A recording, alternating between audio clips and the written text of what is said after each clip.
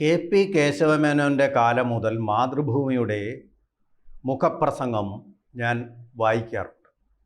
സ്കൂളിൽ പഠിക്കുന്ന കാലം മുതൽ അതിൻ്റെ നിലവാരം, അതിൻ്റെ ഭാഷയുടെ നിലവാരം, ആശയഗാംഭീര്യം, ഇതൊക്കെ എന്നെ വളരെയധികം സമാകർഷിച്ചിട്ടുള്ള കാര്യങ്ങൾ തന്നെയാണ്, ഒരു സംശയമില്ല.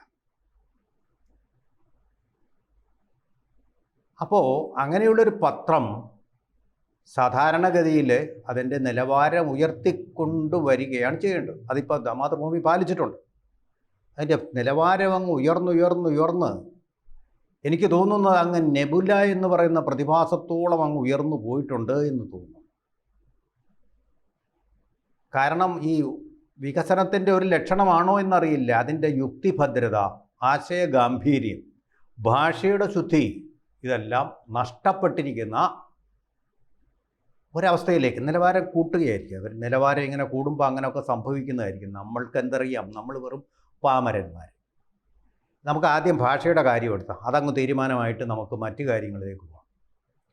ഇപ്പോൾ ഇതിനകത്തൊരു വാക്യം കണ്ട് ഞാനങ്ങ് ഞെട്ടിയെന്ന് പറഞ്ഞാൽ എൻ്റെ അറിവ് കുറവുകൊണ്ട് അല്ലാതൊന്നുമല്ല കേട്ടോ. അതിഗൗരവത്തോടെ ഉന്നയിക്കുമ്പോൾ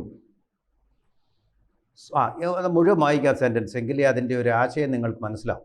രാജ്യത്തെ തിരഞ്ഞെടുപ്പ് പ്രക്രിയയെപ്പറ്റി അങ്ങനെ ഒരാൾ ആരും ആയിക്കോട്ടെ, അതിലേക്ക് പിന്നെ വരാം, സ്ഫോടനാത്മകമായ ചില ആരോപണങ്ങൾ തുടർച്ചയായി അതിഗൗരവത്തോടെ ഉന്നയിക്കുമ്പോൾ ജനം അത് അവിശ്വാസത്തിലെടുക്കുന്നത്, അവിടെയാണ് എൻ്റെ മനസ്സിലാവാതെ പോയത്.